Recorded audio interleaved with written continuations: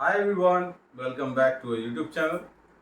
आज मैं फिर आपके सामने एक नए चैप्टर के साथ हाजिर हुआ हूँ। ये चैप्टर माध्यमिक एग्जाम के लिए बहुत ही इम्पोर्टेंट है। इस चैप्टर का नाम है पीरियोडिक टेबल। इस पर हम लोग मैं कोशिश करूँगा कि वीडियो को जितना छोटा कर सकूँ छोटा करने की। अगर ज़रूरत पड़े तो ये वीडियो को 2 पार्ट में मैं अपलोड करूँगा। आप लोग एंड तक वीडियो को ज़रूर देखिएगा और मेरे वीडियो को ज़रूर शेयर कीजिए अदर स्टूडेंट्स के साथ, ताकि वो भी मेरे साथ जुड़ें। उन लोगों को भी इंफॉर्मेशन उन तक भी पहुँचे। ठीक है, चलिए हम लोग देखते हैं आज पीरियोडिक टेबल के बारे में। Let's go. जैसा कि आप सब देख पा रहे हैं, पीरियोडिक टेबल से रिलेटेड मैंने कुछ चीज़ें यहाँ लिख रखी हैं। इस पर हम लोग डिस्कस करेंगे। डिस्कशन से पहले मैं आपको ये बता दूं कि पीरियोडिक टेबल की ज़रूरत क्यों पड़ी। जब अनासिर का डिस्कवरी शुरू हो गया, बहुत सारे अनासिर आ गए सामने और सबके कीमियाई खवास, तबई खवास एक दूसरे से मुख्तलिफ थे, कुछ के मिलते जुलते थे। तो इनके बारे में जानना, सारे अनासिर को एक साथ दिमाग में रखना, उनके खवास को, ये पॉसिबल नहीं था। तो इनके लिए कुछ ऐसा अरेंजमेंट किया जाए कि अनासिर, एक नज़र उस अरेंजमेंट को अगर देखा जाए, उस सजावट को देखा जाए, तो इन अनासिर के बारे में हम आसानी से बता दें। तो इससे इस चीज़ को करने के लिए बहुत सारे साइंसदानों ने कोशिश की। जैसे उनमें न्यूलैंड ऑक्टेव रूल भी था, डेवोनियर ट्रायड रूल भी था, लेकिन इनमें कुछ खामियां आ गई। मेंडलीव एक शख्सियत थे, एक साइंटिस्ट थे, जिन्होंने इसको बखूबी अंजाम दिया। इनमें भी, इनके भी जो पीरियोडिक टेबल इन्होंने जो बनाया, इनके लॉ में कुछ खामियां आई। ठीक है, तो उन खामियों के बारे में भी हम लोग पढ़ेंगे। लेकिन इनका जो सजाना था ये बहुत ही कारगर साबित हुआ और इनके नाम पर देखिए मेंडलीव पीरियोडिक टेबल भी है। बाद में वो मॉडर्नाइज हुआ तो मॉडर्न पीरियोडिक टेबल बन गया। लेकिन हम लोग यहाँ पर सारी चीज़ों को पढ़ेंगे। कुछ चीज़ों को मैंने स्किप किया है, जैसे कि न्यूलैंड ऑक्टेव रूल हुआ, ट्रायड रूल हुआ। तो ये सब रूल्स जो हैं एग्ज़ाम के लिए उतने इम्पॉर्टेंट नहीं हैं। यहाँ से मेन जो पीरियोडिक टेबल का स्टार्ट हो रहा है। इसका मतलब ये नहीं कि आप उन टॉपिक्स को ना पढ़ें, उन टॉपिक्स को ज़रूर पढ़ें आप। अगर ना समझ में आए तो हमको कमेंट बॉक्स करें, हम उस पर एक वीडियो आपके लिए ज़रूर बनाएंगे। ठीक है, तो आप देखिए, सारे अनासिर के खवास एक जगह देखने से पता चल जाए, इसके लिए बहुत सारे साइंसदानों ने कोशिश की, जिनमें मेंडलीव भी थे। मेंडलीव के बारे में हम लोग पढ़ेंगे अभी। साथ साथ आप देखिए, इतने अनासिर को सजाने की क्या ज़रूरत थी। सजाने की इसलिए ज़रूरत थी, आप सोचिए हिंदुस्तान की आबादी, इंडिया की आबादी कितनी है, बहुत ज़्यादा है। तो सारे जो शख्स, जो भी पर्सन यहाँ पे रहते हैं, उनके बारे में जानकारी हम लोगों को कैसे मिलती है? आधार कार्ड से मिलती है, उनके नंबर से मिलती है, उनका एड्रेस, उनका नाम, उनके फादर का नाम, उनके मदर का नाम, है ना। फिर जा कर के उनका आधार नंबर, सबका अलग अलग है। ठीक है, तो ये सारी चीज़ें उनके उस पर्टिकुलर पर्सन के बारे में इंफॉर्मेशन दे देती है। इसी तरीके से अनासिर के कीमियाई खवास और तबई खवास को जानने के लिए पीरियोडिक टेबल में एक नज़र अगर हम देखेंगे तो उनके बारे में पता चल जाएगा। तो चलिए हम लोग देर ना करते हुए मेंडलीव का पीरियोडिक कुलिया को हम लोग देखते हैं। तो देख ही पा रहे हैं आप लोग, जैसा कि क्या है मेंडलीव का पीरियोडिक कुलिया, कि अनासिर के तबई और कीमियाई खवास इनके एटॉमिक वेट के पीरियोडिक फंक्शन होते हैं। एकदम सिंपल सा है, एक लाइन का ये कुलिया है, इसे आप याद कर लीजिए, ये लॉ। ठीक है, अनासिर के तबई और कीमियाई खवास इनके एटॉमिक वेट के पीरियोडिक फंक्शन होते हैं, यानी the chemical and physical property of an element is periodic function of their atomic weight. Atomic weight is the periodic function of for their physical and chemical properties. Okay, तो देखिए हम लोग देख पा रहे हैं मेंडलीव का ये क्या है आखिर पीरियोडिक फंक्शन, इसके बारे में हम लोग पढ़ेंगे। सबसे पहले देखिए, अनासिर को मेंडलीव ने बढ़ते हुए एटॉमिक वेट के अंदाज में सजाया था। कहने का मतलब है, जो एटॉमिक जिन जिन अनासिर का एटॉमिक वेट कम है उनको पहले रखा गया, अब बाकी अनासिर को उनके बाद में रखा गया, यानी बढ़ते हुए कम से ज़्यादा की तरफ सजाया गया मेंडलीव पीरियोडिक टेबल में। तो आप देखिए मेंडलीव पीरियोडिक टेबल की कैरेक्टरिस्टिक्स क्या हैं, खास बातें क्या हैं, उन पर हम लोग गौर फरमाते हैं। मेंडलीव का पीरियोडिक टेबल 7 पीरियड और 8 ग्रुप उसमें था, ठीक है ना। मेंडलीव का पीरियोडिक टेबल में 7 पीरियड और 8 ग्रुप थे, ठीक है। मेंडलीव के पीरियोडिक टेबल में कितने ग्रुप, 7 पीरियड और 8 ग्रुप थे। पीरियोडिक टेबल में ये ग्रुप और पीरियड क्या होता है, एकदम सिंपल सा है। पीरियोडिक टेबल में उफ़क़ी कतारों को पीरियड और अमुदी कतारों को ग्रुप करते हैं। जैसे कि आप लोग देखे होंगे पीरियोडिक टेबल, मैं वीडियो के स्टार्टिंग में भी पीरियोडिक टेबल को लगा दूंगा, आप लोग उसे देखिएगा। तो देखिए, अगर ऐसा टेबल है हमारा, ठीक है, देखिए ये जो आप देख रहे हैं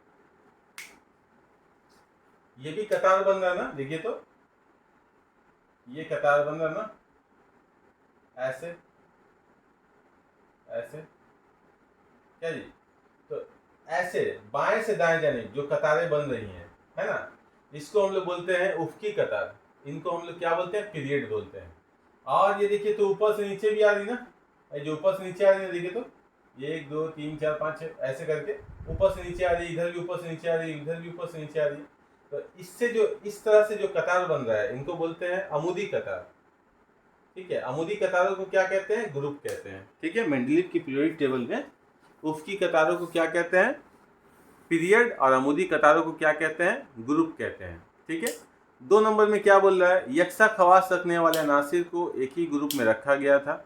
मिसाल के तौर पर लिथियम, पोटासियम, रुबेडियम, ये तीनों फर्स्ट ग्रुप में रखे गए थे ठीक है। क्या लिखा हुआ है देख सकते हैं आप, यानी यक्सा खवास रखने वाले अनासिर को एक ही ग्रुप में, यानी जिस ग्रुप में, यानी ऊपर से नीचे जो आ रहा है ये कतार में देख रहे हैं आप, ये कतार जो है ऊपर से नीचे जो कतार आ रही है ये कतार बन रहा है ना, ये भी कतार बन रहा है ना। तो इन कतारों को जो ग्रुप कहते हैं इनको, तो इन कतारों में जितने भी एलिमेंट्स रहेंगे, यहाँ पर एलिमेंट होगा, यहाँ पे जो भी एलिमेंट सजे रहेंगे, इनके खवास एक दूसरे से यकसा होंगे, ठीक है। तो इसीलिए बोल रहा है कि यकसा खवास रखने वाले अनासिर को एक ही ग्रुप में रखा गया है। मिसाल के तौर पर भी लिखा गया क्या, लिथियम, पोटासियम, रुबेडियम वगैरह ये तीनों फर्स्ट ग्रुप में थे, यानी पहले ग्रुप में थे। ये पहला ग्रुप, ये दूसरा ग्रुप, तीसरा, चौथा, पांचवा, ऐसे छठा, सातवां, आठवां ग्रुप। मेंडलीव के पीरियोडिक टेबल में 8 ग्रुप हैं और 7 पीरियड हैं, ठीक है। 3 नंबर क्या हुआ कि मेंडलीव जब अपना पीरियोडिक टेबल को सजाए थे उस टाइम में बहुत सारे अनासिर का डिस्कवर नहीं हुआ था, यानी बहुत सारे अनासिर अनडिस्कवर्ड थे जिनका खोज नहीं हुआ था। तो उन्होंने किया क्या था कि उनके लिए अपने पीरियोडिक टेबल में कुछ जगह छोड़ दी थी। वो जगह छोड़ने के पीछे वजह था कि आने वाले दिन में ये अनासिर, इनके खवास जो हैं, इन अनासिर के लिए जो जगह छोड़ा गया, जिन ग्रुप में जगह छोड़ा गया था, उनसे मिलते जुलते होंगे, ठीक है। तो इन्होंने जगह छोड़ा ताकि जब आने वाले दिन में जब ईजाद हो, इनका डिस्कवरी हो, तो वहाँ पर इसको सही तरीके से पुट कर दिया जाए, उन अनासिर को बैठा दिया जाए, सजा दिया जाए। तो जैसे मिसाल के तौर पर एका एल्युमिनियम या एका बोरोन या एका सिलिकॉन, ये 3 जैसे नाम यहाँ पर दिखाई दे रहे हैं। एका एल्युमिनियम के नीचे जगह खाली कर दिया गया था, जो कि गैलियम ईजाद जब हुआ तो वहाँ पर उसे रखा गया।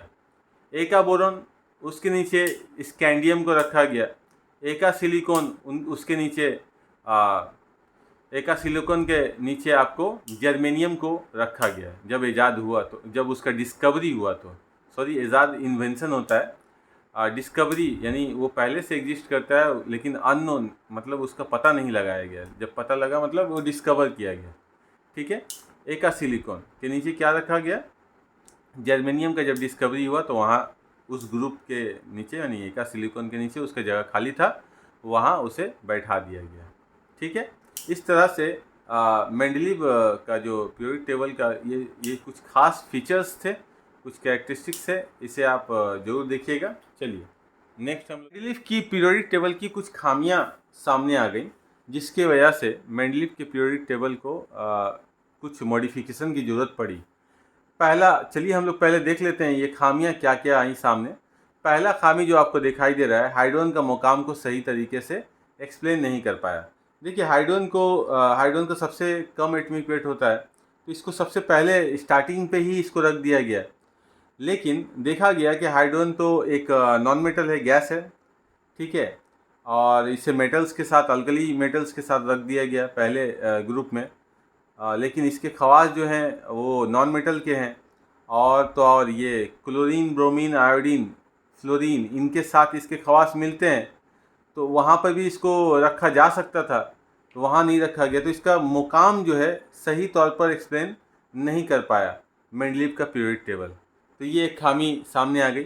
दूसरा नंबर खामी जो है, आप देख रहे हैं आइसोटॉप के दरियाफ्त के बाद अनासिर के आइसोटॉप्स को सजाने के लिए अलग जगह नहीं दी गई। तो देखिए आइसोटॉप्स क्या है, आप जानते होंगे आइसोटॉप्स क्या है, कि एक ही आंसर के वो तमाम एटम जिनका एटमिक नंबर सिमिलर होता है, सेम होता है, और मास नंबर डिफरेंट होता है, ठीक है। तो आप देखिए, जैसे कि हम अगर बोलें, एक एग्जांपल लें हम लोग, हाइड्रोजन का ही ले लेते हैं, 1H1, 2H1, 3H1, ठीक है, ओके। देखिए मेंडलीव ने अपने पीरियोडिक टेबल में अनासिर को सजाया था उनके बढ़ते हुए एटॉमिक वेट के अंदाज में, यानी एटॉमिक वेट जो है उनके तबई या कीमियाई खवास का पीरियोडिक फंक्शन होता है ना। उनका जो तबई या कीमियाई खवास है, उनका पीरियोडिक फंक्शन कौन है, एटॉमिक वेट है। यानी कम से ज़्यादा के तरफ, कम से कम एटॉमिक वेट से ज़्यादा एटॉमिक वेट की तरफ इसको सजाया गया है। तो आप देखिए हाइड्रोजन का एक मुकाम दे दिया गया, मान लीजिए पहले ग्रुप में दे दिया गया, ठीक है। तो ये दो जो हाइड्रोजन के दो आइसोटॉप्स ये 2H1, 3H1, इसको कहाँ रखा जाए, क्योंकि इनका एटॉमिक वेट इससे डिफरेंट है, ये तीनों का एटॉमिक वेट अलग है और तीनों का प्रॉपर्टी तो सेम है, ठीक है। तो ये एक्सप्लेनेशन नहीं कर पाया।